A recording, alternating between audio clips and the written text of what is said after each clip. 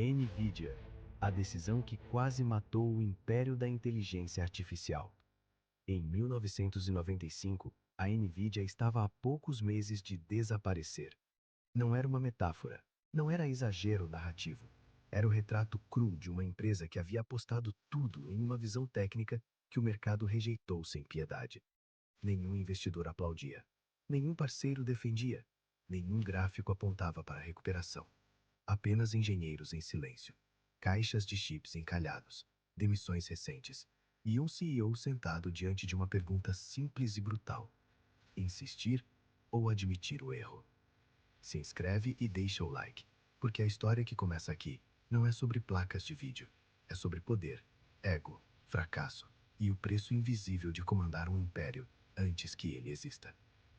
Em 2023, quase 3 décadas depois desse quase colapso, as ações da NVIDIA subiram mais de 220%, tornando a empresa o maior destaque do S&P 500 naquele ano. Para o público comum, ela ainda parecia apenas uma marca ligada a jogos. Para quem enxergava os bastidores, a NVIDIA havia se tornado a infraestrutura silenciosa do mundo moderno. Ela alimentava a inteligência artificial, sustentava data centers, operava robôs, movia carros autônomos, treinava modelos de linguagem e vendia poder computacional como quem vende oxigênio em um incêndio global por inovação. Enquanto todos corriam atrás do ouro, a NVIDIA vendia as paz. Mas nada disso foi óbvio no começo. No início dos anos 90, a computação pessoal era limitada, simples, quase ingênua. Telas borradas, internet discada, computadores que mal conseguiam renderizar algo além de texto e janelas estáticas. O processador central fazia tudo de forma sequencial, uma tarefa por vez. Para gráficos mais complexos, o PC não era a resposta. Consoles dominavam. O mercado não pedia nada além disso. Foi nesse cenário que 3 engenheiros começaram a se reunir em uma lanchonete comum na Califórnia. Jensen Huang, Chris Malachowski e Curtis Plyan passavam horas em mesas simples, café barato e conversas longas sobre um problema que ninguém parecia disposto a resolver. O CPU, coração do computador, era versátil, mas ineficiente para tarefas repetitivas e matematicamente intensas. Gráficos tridimensionais exigiam algo diferente, exigiam cálculos simultâneos, milhares de operações acontecendo ao mesmo tempo. A ideia era simples, quase óbvia olhando em retrospecto. Criar um chip especializado, capaz de dividir um problema grande em milhares de pequenos problemas e resolvê-los em paralelo. Um complemento ao CPU, um acelerador gráfico, algo que mais tarde seria chamado de GPU. Hoje, esse termo está no centro da inteligência artificial, mas naquele momento era apenas uma aposta ousada, arriscada, sem garantia de aceitação. Em 1993, em um pequeno apartamento em Fremont, na Califórnia, a NVIDIA foi oficialmente fundada. O nome misturava Next Version com Nvidia, inveja em latim. A cor verde não era estética, era provocação. A empresa queria que o mundo sentisse inveja do poder computacional que ela prometia entregar. Mas promessa não sustenta a empresa. Engenharia não paga a folha salarial. E os fundadores aprenderam rapidamente que criar tecnologia era apenas metade da batalha. Para existir, era preciso capital. Investidores não queriam apresentações bonitas, queriam reputação, histórico, uma visão grande o bastante para justificar o risco. Na primeira formalização da empresa, Jensen Huang tirou $200 do próprio bolso e entregou a um advogado. Aquela quantia não apenas incorporou a empresa, mas garantiu a ele 20% da NVIDIA. Um gesto pequeno que mais tarde se tornaria um dos investimentos pessoais mais lucrativos da história do Vale do Silício. Levantar dinheiro foi um processo brutal. Mais de 80 empresas disputavam o mesmo espaço. A maioria desapareceria sem deixar vestígios. O diferencial da NVIDIA não foi um plano perfeito, mas o histórico de Jensen na LSI Logic, uma empresa respeitada no setor de semicondutores. Foi essa conexão que abriu a porta certa no momento certo. A Sequoia Capital, um dos fundos mais poderosos do mundo, conhecia a LSI Logic, conhecia seus resultados, confiava naquele histórico. Mesmo assim, investir em uma empresa de chips gráficos parecia um tiro no escuro. Ainda assim, a aposta veio. Primeiro 2 milhões, depois mais 18. 20 milhões de dólares para uma empresa que ainda não havia provado nada ao mercado. Com dinheiro em caixa, veio a pressão por resultado. 2 anos depois, o primeiro grande teste chegou. Um chip chamado NV1. Ambicioso, complexo, multifuncional.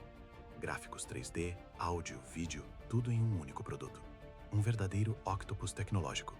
Para a NVIDIA, era inovação. Para o mercado, era confusão. O erro fatal veio na escolha da arquitetura. Enquanto a indústria migrava para padrões baseados em triângulos, impulsionados pelo avanço do DirectX da Microsoft, a NVIDIA insistiu em uma abordagem baseada em quadriláteros. tecnicamente elegante, comercialmente suicida. Desenvolvedores não queriam adaptar seus jogos. Jogos não rodavam corretamente. O mercado rejeitou. O golpe final veio quando o principal parceiro devolveu centenas de milhares de unidades. Chips encalhados, caixa secando, confiança evaporando. A Nvidia foi forçada a demitir metade da equipe. 40 pessoas saíram. O moral despencou. A empresa estava, na prática, quebrada. Foi nesse momento que tudo poderia ter acabado. Foi ali, naquela sala silenciosa, que a cadeira do CEO revelou seu peso real. E foi ali que Jensen Huang tomou a decisão mais difícil de sua carreira. Ele engoliu o orgulho. Pediu para ser liberado de um contrato com pagamento integral. Um pedido que soava como derrota. Um pedido que poderia ter sido negado, mas foi aceito. Essa decisão salvou a Nvidia. A partir daquele fracasso, a empresa aprendeu algo fundamental. O mercado sempre vence. Visão sem escuta é arrogância. Tecnologia sem adoção é irrelevante. A Nvidia abandonou a ideia de controlar tudo e passou a focar no que o mercado realmente queria. Um chip gráfico dedicado, simples, compatível, poderoso.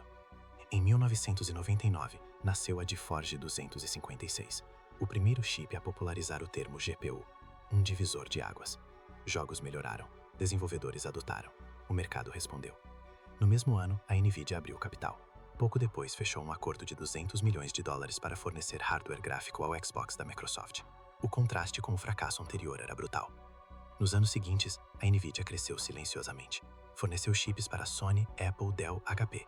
Mas a decisão estratégica mais importante veio longe dos holofotes. Operar como uma empresa fabless. Projetar chips, mas não fabricá-los.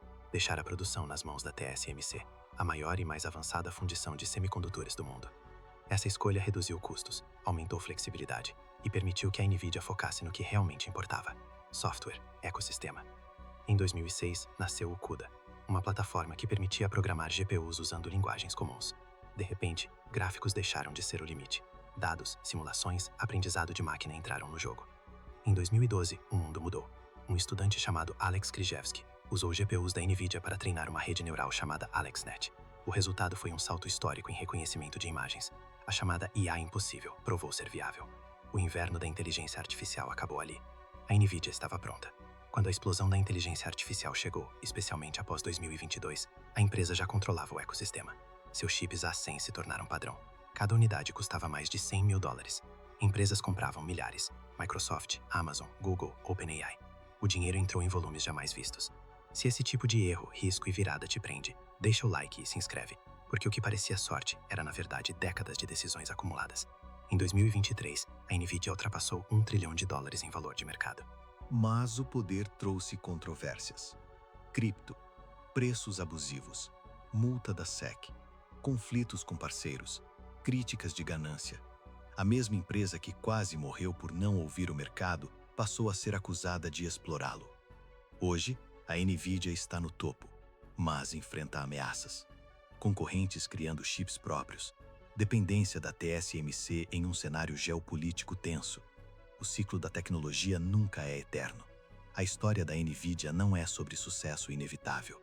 É sobre quase falhar, sobre errar cedo, sobre aprender com a dor, sobre entender que sentar na cadeira do CEO significa carregar decisões que não aparecem nos gráficos, mas definem tudo.